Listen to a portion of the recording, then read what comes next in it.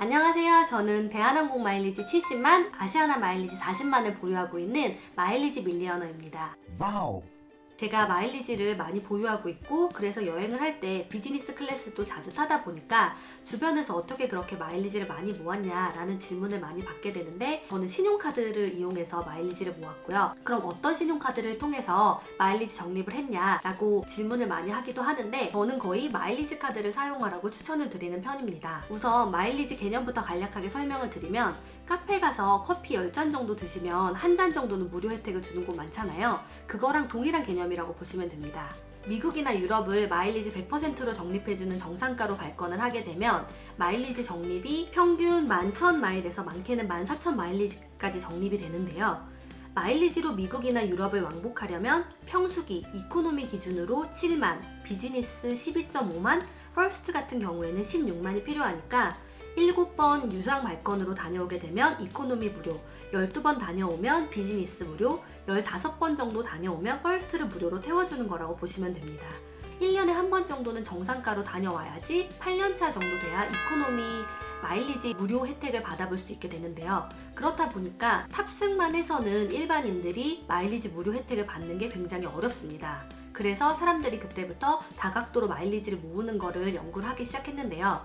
찾아보면 대단하신 분들이 많아서 OK 캐시백이라든지 신용카드의 국민카드, 신한카드, 삼성카드 포인트들을 전환해서 다각도로 구하시는 분들이 굉장히 많으신데, 저는 단순 무식하게 탑승이랑 신용카드 적립 구매만으로 마일리지를 여태까지 모아왔고요. 제 마일리지 중에서 80% 정도, 그러니까 80만 마일 정도는 제가 신용카드를 통해서 구매나 적립을 한 것인데, 그런 제가 추천드리는 신용카드는 현재 발급 가능한 신용카드 중에서 마일리지 적립 효율이 제일 좋은 SC제일, 플러스마일, 신한 에어 1.5, 롯데 더드림 카드입니다. 세 가지 모두를 발급받아서 사용하라는 얘기는 아니고요. 마일리지를 한번 모아보고는 싶은데 아직 이해가 깊지 않아서 하나만 받아서 그냥 디폴트 카드로 아무 때나 사용을 하고 싶다라고 하면은 셋 중에 한 가지를 사용을 하면 중간 이상은 간다라고 볼 수 있기 때문입니다. 주요 마일리지 적립률과 연회비에 대해서 간략하게 설명을 드리면요. 연회비부터 비교를 해보게 되면 SC제일 플러스 마일 카드 같은 경우에는 브랜드에 따라서 약간 상이하지만 5만원 수준, 신한 에어 1.5 같은 경우에는 국내, 국외에 따라서 다르지만 45,000원, 더드림 같은 경우에는 3만원 정도 선이라고 보시면 됩니다. 그에 따른 마일리지 적립률은 플러스 마일 카드 같은 경우에는 1마일에서 3.5마일까지, 신한 에어 1.5 같은 경우에는 1.5마일에서 3마일, 더드림 같은 경우에는 1마일에서 2마일 정도 되는데요. 지금 먼저 플러스 마일 카드부터 비교를 해보게 되면 아시아나냐 대한항공에 따라서 금액 구간대가 동일해도 적립률이 차이가 나요. 근데 원래 같은 구간 항공권을 유상으로 구매하셔도 아시아나보다 대한항공이 더 비쌉니다. 그게 마일리지에도 그대로 반영이 되어서 모든 마일리지는 대한항공이 금액 대비 적립률이 낮습니다. 적립률이 플러스 마일 카드 같은 경우에는 전월 실적에 따라서 나뉘고, 에어 1.5나 더드림은 해외 매출, 국내 매출이냐에 따라서 나뉘게 되는데요. 해외에 나가서 사용하시는 금액은 물론이고 외국 사이트, 호텔스닷컴이라든지 앱스토어, 아이튠즈, 모든 직구 등은 해외 매출로 잡혀서 더 높은 적립률이 적립되게 되는 거고요. 나머지 국내에서 사용하는 것들은 모두 국내 적립률이 적용이 되는 겁니다.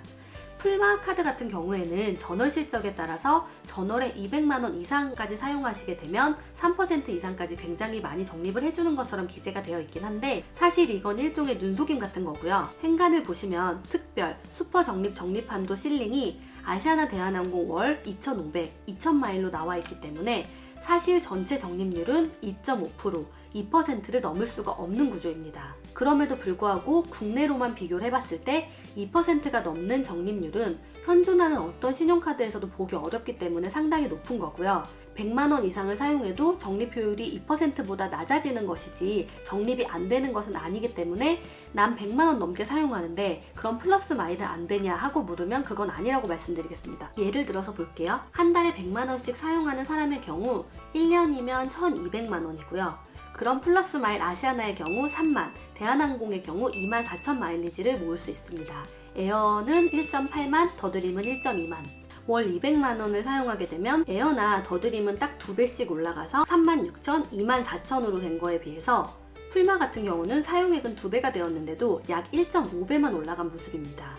그럼에도 불구하고 적립량 차이가 엄청나기 때문에 어떤 구간에서든 풀마를 써야 할 것 같은데 왜 세 가지를 굳이 비교했느냐? 플러스 마일리지는 적립 제외 항목들이 매우 많습니다. 보시는 것처럼 교통비, 세금, 공과금, 보험료, 아파트 관리비 등등이 모두 적립 제외 항목입니다. 반면에 에어나 더드림은 적립 제외 항목이 심플해요. 나는 이런 적립 제외 항목에서 카드 사용이 되게 자유로워서 카드 사용이 주로 식사나 커피 그리고 쇼핑 등 단순하게 구성이 되어 있는데 카드 사용액이 한 달 평균 100만원에서 200만원 정도 된다 라고 하시면 플러스 마일리지 사용하는 거를 심플하게 추천해 드리고요.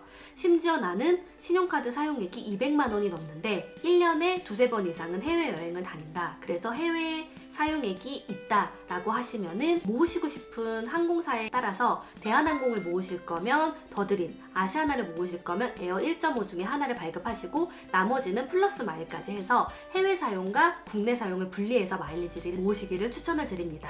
그런데 나는 이런 적립 제외 항목에서 자유롭지 않아서 공과금이라든지 이런 데 사용 비중이 높기 때문에 한 달에 이런 비용으로만 50만원 이상이 나간다. 그리고 이를 제외한 카드 사용액은 100만원이 넘지를 않는다 라고 하시면 다시 한번 이제 모으시고 싶은 항공사에 따라서 더드림이나 에어 1.5를 발급하시길 추천을 드리고요. 그런데 내가 이런 공과금 쪽으로 나가는 돈이 한 달에 50만원 정도 되지만 이를 제외한 카드값도 100만원 이상이 된다 라고 하시면 더드림이나 에어 1.5로 고정 지출은 고정을 해놓으시고 나머지 사용은 플러스 마일 카드로 하기를 추천을 드립니다. 저도 카드 사용을 하고 있지만 사실 2개 정도까지 사용하는 거는 그렇게 복잡하지가 않더라고요. 그래서 월 사용액이 한 달 평균 150만원 이상이다 라고 하시면 2개 정도로까지 나눠서 사용을 하시는 게 효율적인 측면에서도 좋을 것 같고요. 그런데 나는 카드 사용액이 월 평균 100만원 남짓이다 라고 하시면은 사용하시는 용도에 따라서 카드를 이 셋 중에서 하나 정도를 사용하시기를 추천을 드립니다. 그런데 나는 월 평균 사용액이 100만원 남짓인데 2개 이상을 사용해보고 싶다 라고 하시는 거는 저는 개인적으로 추천드리지 않습니다.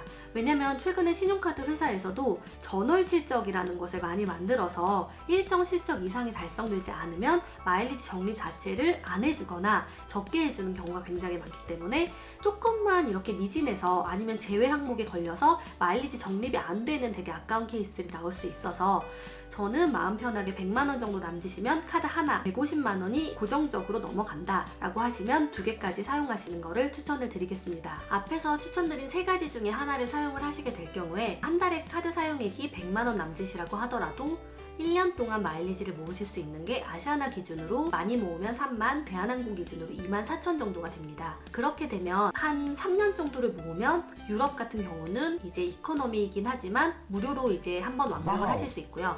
동남아 같은 경우에는 비즈니스로 왕복을 하실 수 있습니다. 그런데 나는 좀 신용카드 사용액이 많아서 한 달에 200만원 정도는 사용을 한다 라고 하시면 마일리지를 모을 수 있는 기간이 반으로 단축이 되는 거기 때문에 3년 안에 이제 미국이나 유럽을 비즈니스로 왕복을 하실 수 있게 되는데요. 사용액이 점점 더 많아지면 마일리지를 모을 수 있는 기간이 점점 단축되긴 할 텐데 그것 때문에 신용카드 사용액을 무작정 늘릴 수는 없고 내 소비 여력 내에서 마일리지 적립을 최적화하는 방법에 대해서는 다음 시간에 알려드리도록 하겠습니다. 안녕!